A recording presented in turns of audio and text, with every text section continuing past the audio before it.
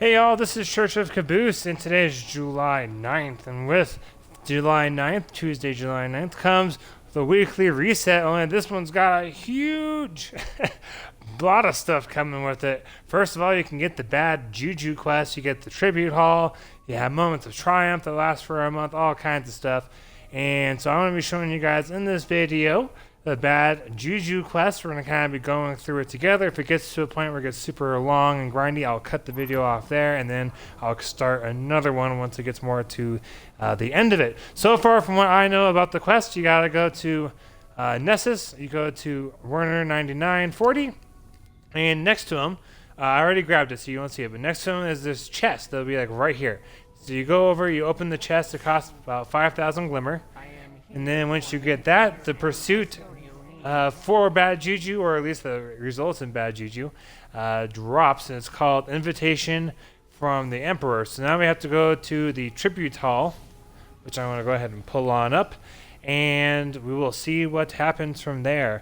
To my understanding, the Tribute Hall rewards that were dropping early that weren't supposed to be dropping have a fix for them.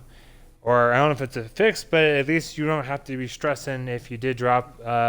You click on those triumphs like I did early, whether it's by accident or on purpose. Mine was by accident. But anyways, you're going to be able to buy for resources like glimmer and materials. You can buy all the tribute halls, because the main deal with this quest so far, from what I have gathered, seems to be unlocking 18 tribute hall things. And so you put in the 18 tributes, then you boom, you have the last step. You do this new activity, mission, dungeon type thing. Do it solo. You might as well try and do it flawless while you're at it. I've been told it's not super hard from my clanmates to do it solo, but to do it flawless, but you have to do it solo. You beat that, then you have bad Juju. That is my understanding of it, so we will verify this throughout either this video or maybe 2 videos. I don't think I need to do more than that, because this is a rather short quest. So one stuff I would do leading up to this is grab all your bounties from the tower. Grab... then you got to, let's see here, where is this far? I would also, here you go. Then I would also grab as much glimmer as you can from the spider, so that way you get to save yourself a little bit of traveling. The light left you because war was lost. But you disagreed, and now here you are. Your tenacity made you my favorite earthling. So I built you a hall, a monument to your achievements. You'll have to fill it yourself, of course, but I know how you like to collect. Doesn't matter what you have to kill.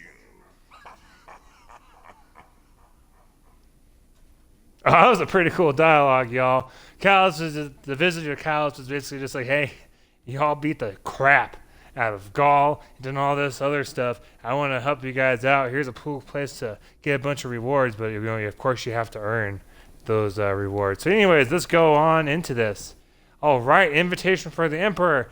Let's see here. What does this say you have to do? I imagine you have to grab a quest, little bounty thing from up above. And let's see, let's see here. Yep, gotta complete a bounty. Okay. Final blows without dying. Using weapons, defeat enemies without dying. That seems like the easiest so far. Public events in the Dreaming City without dying. Bank, moats, and a gambit match without dying. Oh, basically you gotta do stuff without dying. I happen to need some, oh, not enough space. Okay. I happen to need some... over here. Let's look at these. I need some gambit kills for my Hush anyway, so I'm going to do the gambit one. But let's see here. Requires quest progress. You got so you can buy for Dusklight. Okay, so you buy for a resource as well as Glimmer. 12,000, 12,000, 12,000. All right, so they all cost 12,000. But you can buy every single one of these for resources. And as you can see, I've been stocking up for a stupid long time. Anytime Spider comes up, I buy lots of resources for legendary shards. That's what I've been doing. Let's see. Let's see what this other thing is here before we take off to Okay, so I have to do the Gambit first. So here we go. We're going to do a quick match of Gambit. Let's just see how this all goes.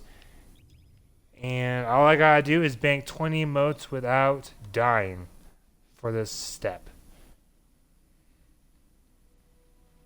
So this should be a hoot and a half. This shouldn't be too super hard to do. Because I'm going to just throw on my collector armor that I already have in my Titan because I've been working on the Hush. So that way I can just collect 20 in one go, bank them, and then boom, my 20 is done. So that should be a really fast way to do this one. So I'm just thinking off the top of my head, based off of those pursuits, I would think if you have the collector armor set that enables you to bank 20 emotes, or if you have enough where you can use a synth and bank 20 emotes, that the collector would probably be the fastest way to get this bounty done, would be to do bank on it, that quest deck. So all you gotta do is bank 20. So if you grab 20 emotes and you bank them, then bam, there's a whole 20 because you did 20 without dying, as opposed to having to stretch it out over a long period of time. The other one, Wildest Dreams, public events on the Dreaming City without dying. That wouldn't be too bad, but I would think if you're doing it solo, this would be a little bit more interesting because you're either going to have to wait and skip public events unless you're really confident in your abilities to complete public events without dying. Or if you have a fire team, I would think this would be pretty fast on the Dreaming City. Probably maybe faster than Bank on it. But for solo, I'm guessing Bank on it's the fastest. Strike true, 50 final blows without dying. And strike in a strike. So I would assume this could be over a couple of strikes, but maybe it's just one strike. That wouldn't be too bad. But I don't know. It just seems like you could get 20 motes stored up if you're doing the solo in like 2 minutes. Bank it, bam, done. And if you're not worried about finishing the match, then just leave. And you could be done with it in like 2 minutes once the match starts.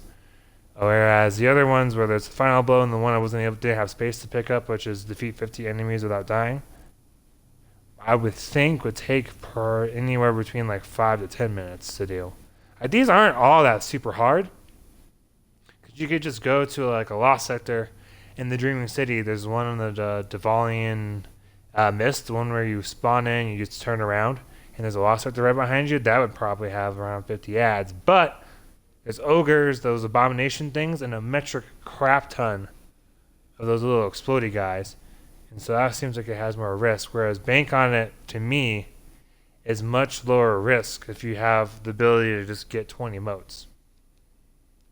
So we will see if my theory is correct.